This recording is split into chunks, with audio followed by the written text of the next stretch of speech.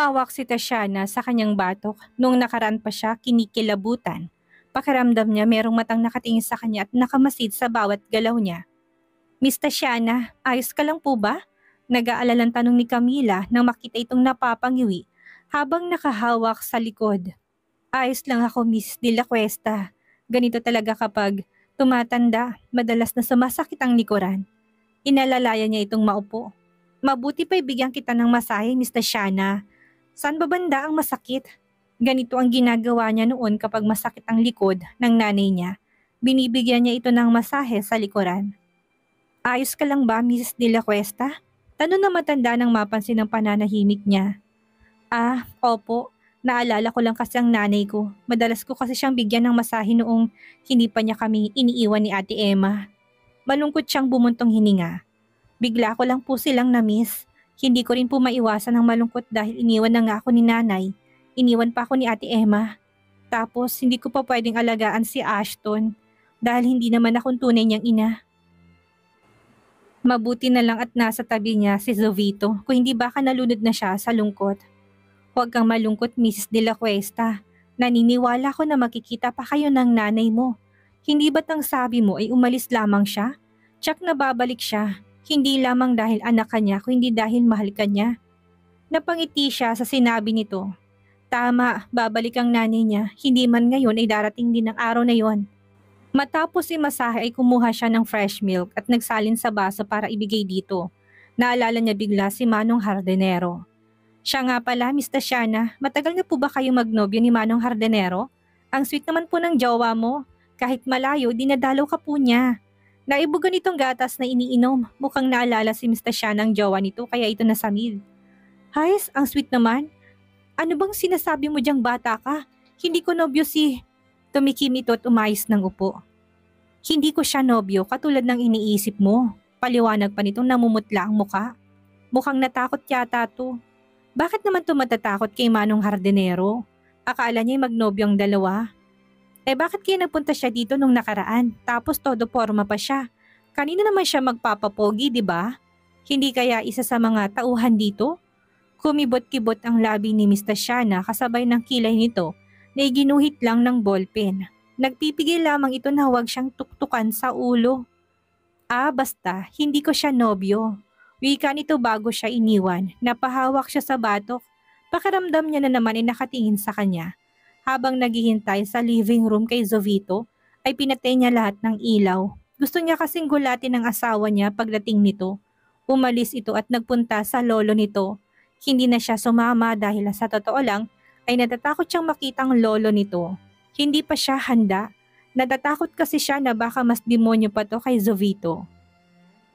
Natigilan si Camila nang makarinig ng boses. Hindi niya maintindihan ang naririnig niya pero sigurado siya na magkakahalo ang boses na narinig niya. May boses ng mga babae at mga lalaki. Napalunok siya sa takot. Gusto niyang tawagin si Miss Tatiana at magpasama rito pero hindi niya magawang magsalita at gumalaw sa kay nauupuan. Dapat pala hindi na lang niya pinatay ang mga ilaw. Paano na ito ngayon? Bago mabuksan ang ilaw ay kailangan niyang tumayo at pumunta sa gilid ng pader kung saan niya naririnig ang mga boses na naririnig niya. Hindi siya takot sa multo dahil hindi naman siya naniniwala sa mga ito. Pero ngayon ay parang gusto na niyang maniwala. Naririnig pa naman niya ang usapan nila Luna at Belinda noong nakaraan na may multo daw na pagala-gala dito. Hindi kaya itong naririnig niya ngayon?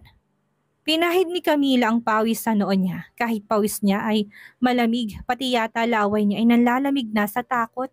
Tumayo siya at naghandang tumakbo. Ganun na lang ang palalaki ng mata niya na biglang may tumakip sa bibig niya at yumakap sa kanya sa likuran. Pero agad din siyang napangiti nang naamoy ang pamilyar na amoy at yakap nito.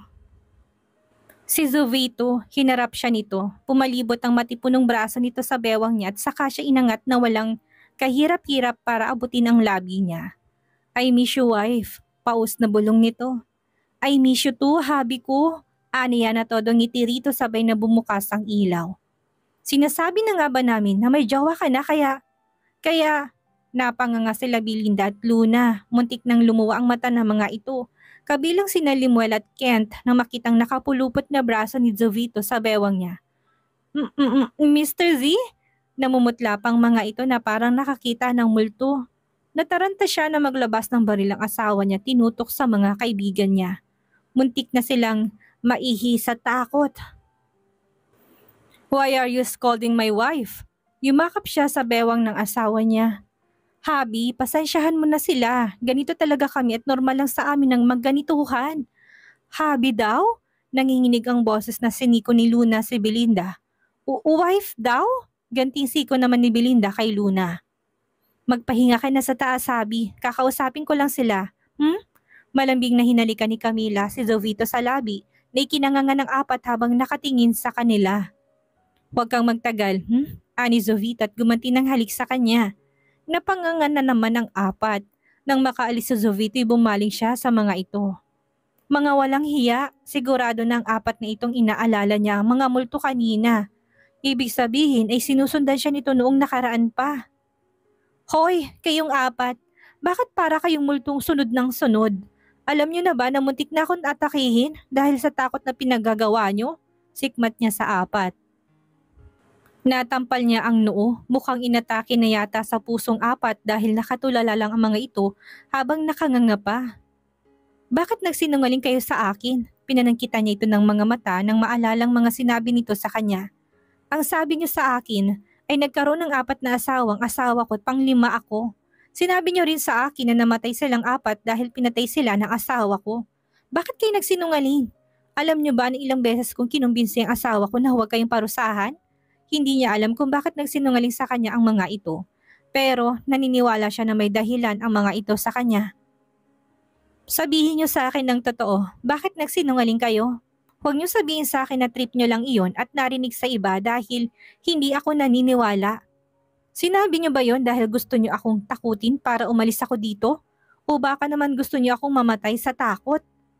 Bumuntong hininga ang apat at yumuko ng ulo. Halatang nakokonsensya ang apat. "Kasi, Mrs. De La Cuesta, ano kasi?" Bumuga muna ng hangin si Luna bago lakas loob na sumagot.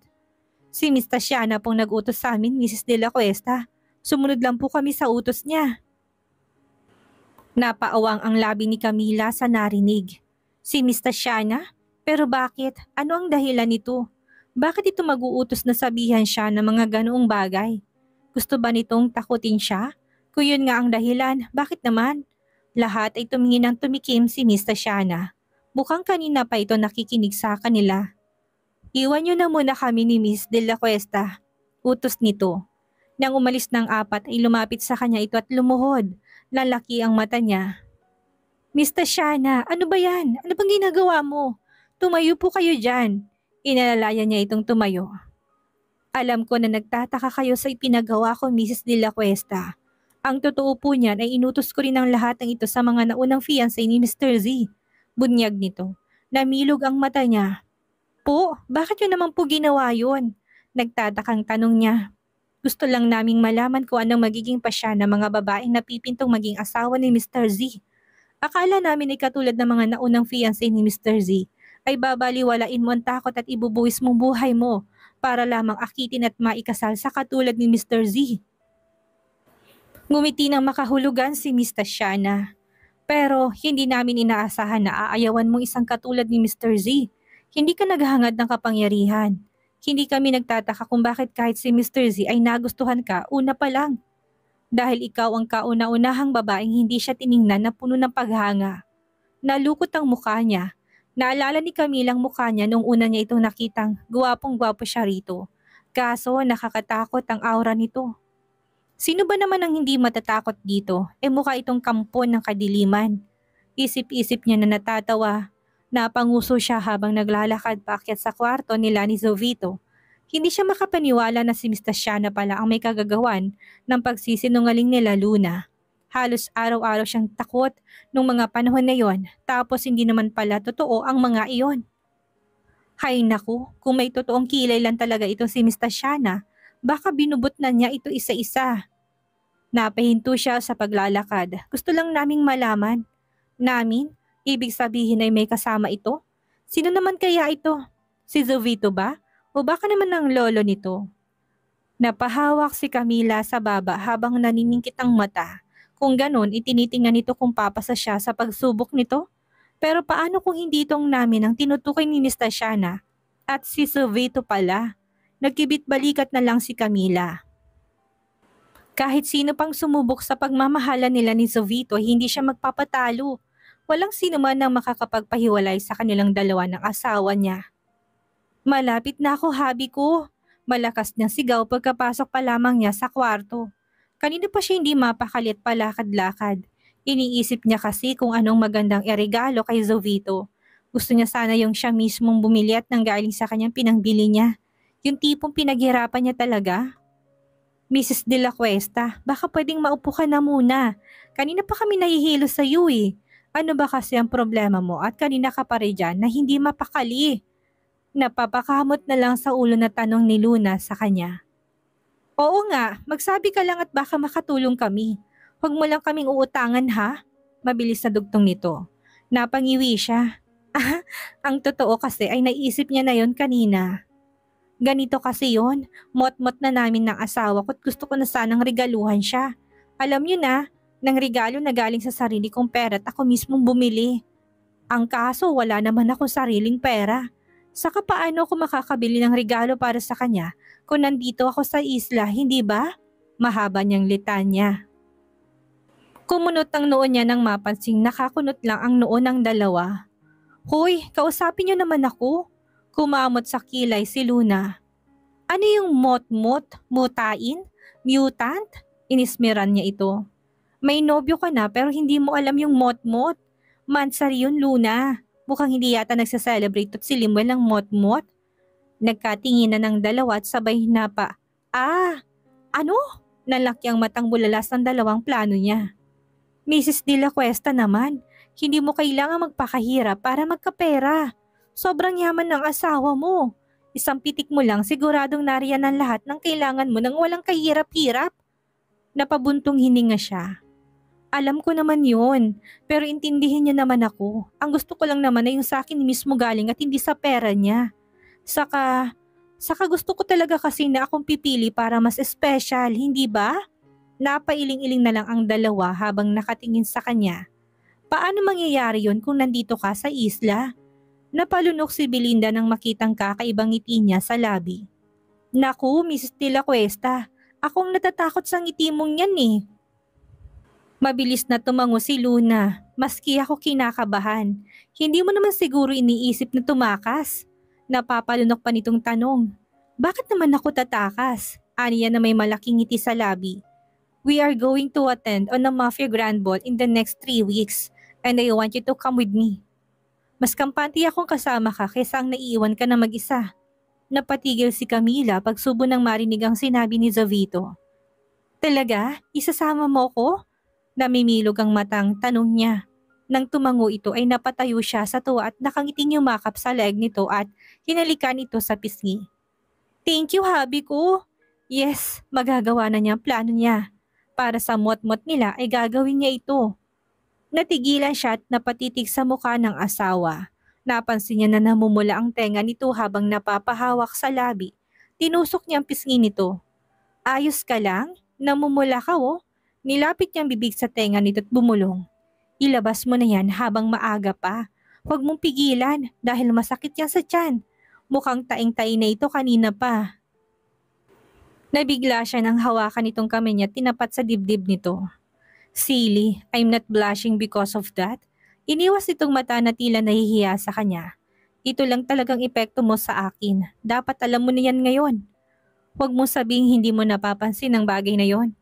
Napapansin ang ano? Never mind. Anito na napangiti na lang. Kumain na tayo at baka ikaw pa ang kainin ko. May pilyo sa labing wika nito na ikinapula ng pisngi niya. Next month pa ang Mafia Grand Ball pero narito na sila ngayon sa villa sa Makati. Dahil sa pakiusap niya sa asawang isama sina Belinda at Luna ay kasama niya ang dalawa. Salamat talaga Mrs. De La Cuesta dahil sa iyo nakaalis kami ng isla. Pwede ba kaming humanap ng nobyo? Aray naman Mrs. De La Cuesta, ang sakit! Reklamo nito.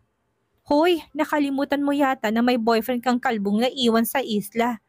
Nakakita ka lang ng lalaki, aba nakalimutan mo na si Limuel. Biro lang naman. Siyempre, hindi ko ipagpapalit si Limuel.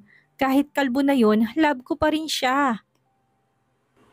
Napalingon silang pareho kay Belinda na nakatulala habang nakikipag-usap sa isang hardinero ng villa. Kumikinang pang mga mata nito na parang ngayon lang nakakita ng lalaki. Lumapit siya rito at hinila ito. Mrs. De La Cuesta naman? Teka, ay naku naman. Umalis na tuloy si Pogi. Nangihinayang na sinundan nito ng tingin ang lalaking papalayo. Huwag niyong kalimutan na may gagawin tayo kaya sinama ko kayo. Pagpapaalala niya. Umalis si Jovito kasama ang mga tauhan nito. Nagpanggap lang siya na masama ang pakiramdam kaya hindi siya nito isinama. Kaya ngayon ay wala pa ito at kailangan nilang magawa ang plano niya. Mrs. De La Cuesta, parang imposible naman ang gusto mong mangyari. Ninuso ni Lunang mga tauhan ng asawa niya na nagkalat sa paligid. Paano tayo makakatakas sa mga yan kung napapalibutan nila ang villa? Baka akalain pa ng mga yan na kinikidnap ka namin tapos pagbabarilin kami. Ayoko matsugi ng walang nobyo.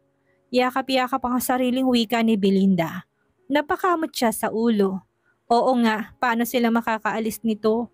Bukod sa maraming tauhan na nagkalat sa paligid, merong bantay ang bawat pinto. Siguradong hindi pa man sila nakakahakbang, palabas ay nakapigil ng mga ito sa kanila. Iha, sabay-sabay silang napalingon ni Luna at Belinda sa boses na narinig nila. Manong hardinero, ikaw po pala. Teka, ano pong ginagawa mo dito? Nagtatakang tanong niya, sa pagkakaalam niya ay nagtatrabaho ito sa lolo ng asawa niya. Dito na kasi ako nagtatrabaho simula ngayon, Iha. Sagot ng matanda. Napatango-tango siya habang nakahawak sa baba. Tama nga ang kutob niya. Masama nga sigurong lolo ni Jovito kaya napalaya sa matandang ito, kaya dito na ito nagtatrabaho ngayon. Sabi na nga ba ganun na lang ang pagtataka sa mukha niya nang malingunan niya ang dalawa niyang kaibigan. Teka, bakit kaya pinagpapawisan at namumutla ang dalawang ito? Parang nakakita sila ng multo. Ayos nang kayo? Nagpalipat-lipat ang tingin niya sa dalawa at saka sa matanda. Belinda, Luna, huwag kayong matakot kay Manong Hardinero. Mabait yan, aniya sa dalawa. Mukha kasing takot ang dalawa. Ano? Agad na pinutol si Luna ng matanda. Osya, saan kayo pupunta? Narinig ko may pinag-uusapan kayo kanina. Balak niyo umalis? Pwede ba akong sumama sa inyo? Nanlaki ang mata ng dalawa at napangangapa. Talaga po? Tuwang-tuwa na sambit niya. Ganito po kasi yon, piniliwanag ni Camila ditong tungkol sa balak niya. Lalong lumaki ang ngiti nito na marinig ang sinabi niya. Mukhang natuwa yata sa mga sinabi niya. Samantalang sina Luna at Belinda, namumutla pa rin. Kanina lang ang ingay at ang saya nito pero ngayon mukhang hindi na mapakali ang dalawa. Nagpaalam ang matanda sa kanila saglit. Saktong pagbalik nito ay umalis sa mga bantay sa mga tarangkahan at ang ilan naman ay bigla na lang nagsialis. Kaya bago pa bumalik ang mga ito'y pumuslit na sila. Gaano ba karaming gate meron dito? Aba ang layo na nga ng nilakad natin tapos nakakatatlong gate na tayo pero hanggang ngayon wala pa rin tayo sa main gate. Napapakamot sa ulong wika niya. Hingal na silang tatlong babae samantalang si Manong hindi man lang pinagpapawisan. Mukhang sanay ito sa malayong lakaran. Sumusuko ka na ba? May paghahamon na tanong nito. Mayabang na ipinakita niyang braso. Ako, susuko. Hindi no, namewang siya taas noong nagsalita. Bilang asawa ng isang matapang at gwapong mafia boss, hindi ako susuko sa ganitong pagod lang. Patutunayan kong hindi lang ako maganda. Maganda at mapagmahal din ako. Malakas na tumawang matanda. Aliw na aliw ito sa narinig. Tama nga ang sinabi ni Tatiana tungkol sa'yo. Halika na't baka malaman pa ng asawa mo na umalis tayo. Ayaw mo naman siguro malaman niyang lumabas tayo. Napalunok si Camila. Ang totoo ay nakokonsensya siya sa gagawin nilang pag-alis pero wala naman siyang naisip ng ibang paraan para makakuha ng pera at mabigyan to ng regalo. Nang makarating sila sa labas ng De La Cuesta property ay may naabutan silang sasakyan. Mukhang mamahalin. Manong, sigurado ka ba na libre ang sumakay dito? Baka pagkababa natin dyan, kunin niya ng lamang loob natin bilang bayad. Bulong niya sa matanda. Tumawa na naman ito.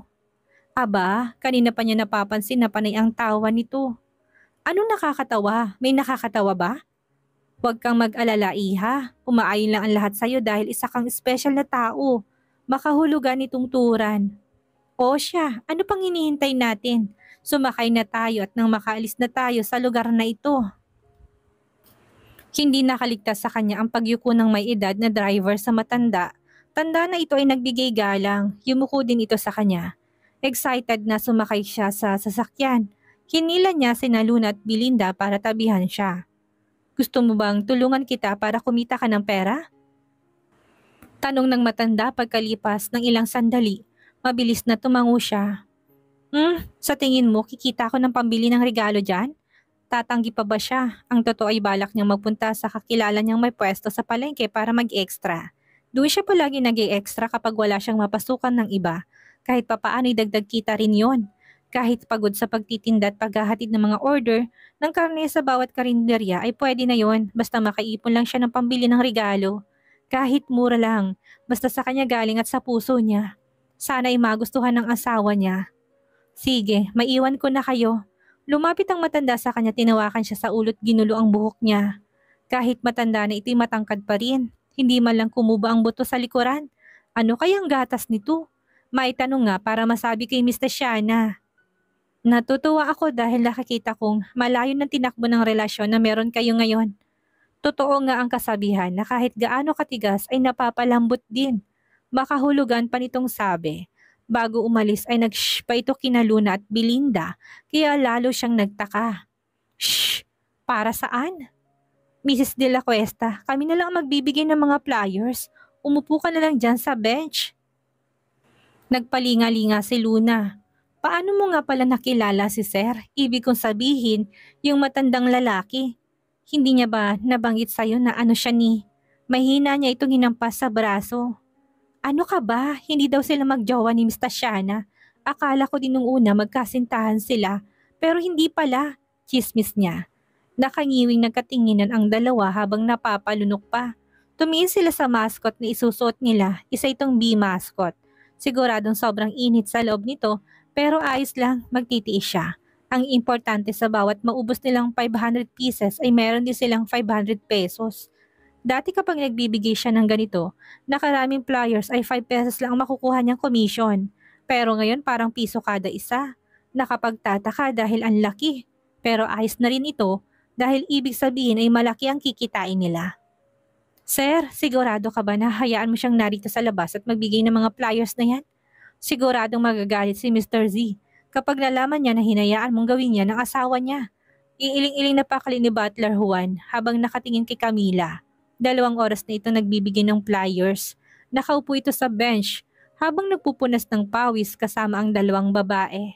Narito sila ngayon sa kalayuan sakay ng isang sasakyan. Nakamasid lamang sila. Hindi sila nababahala dahil ang buong lugar ay napapaligiran ng mga tauhan na handang magprotekta dito sa oras na magkaroon ng gulo. Hayaan natin siya sa gusto niyang gawin, hindi masamang hangarin niya. Naaaliw na tumawa si Aksu habang nakatingin sa asawa ng kanyang apo. Kakaiba talagang batang yan. Hindi siya katulad ng ibang babae na nahumaling noon sa aking apo. Tumango si Juan. Tama ka dyan, sir. Bukod sa maganda siya, wala akong makitang pagmamataas sa kanya sa kabila ng pagiging asawa ni Mr. Z. Namumula na ngayon ang pisngi nito kaya naman pinaningkitan ito ng mata ng matanda. Huwag mong sabihin sa akin na may gusto ka sa kanya. Gusto mo bang mapatay ng apo ko? Napakamot si Juan sa ulo. Sir naman, namumulang pakali nito.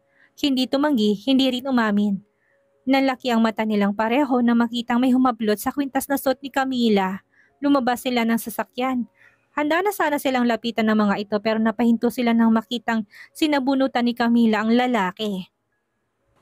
Walang hiya ka? Kalbo ka sa amin ngayon! Malakas na hiyaw nito habang pinagtulungan na ni Camila at ng mga kasama nitong lalaki. Tinaas ni Axos ang kamay para pitigilin ang mga tauhan na lumapit sa mga ito. Malakas na humalakak ang matanda sa sobrang pagkaaliw. Maging si Juan ay natawa na din. Dahil sa kanya ay nakahanap ng katapat ni Jovito. Hindi na ako nagkamali na siya ng babaeng hinihintay kong makakapagpalambot sa puso ng aking apo. Tumango si Juan. Tama ka sir, ibang-iba si Mrs. De La Cuesta. Naiiba siya kumpara sa iba. Ano kayang regalong mabibili ni Camila para kay Jovito bilang mot-mot day nila? tanggapin at magustuhan kaya to ni Jovito? Anong gagawin ni Camila kapag nalamang ang matandang hardinerong inakala niya ay ang lolo pala ni Jovito? Yan ang ating aalamin sa susunod nating kabanata.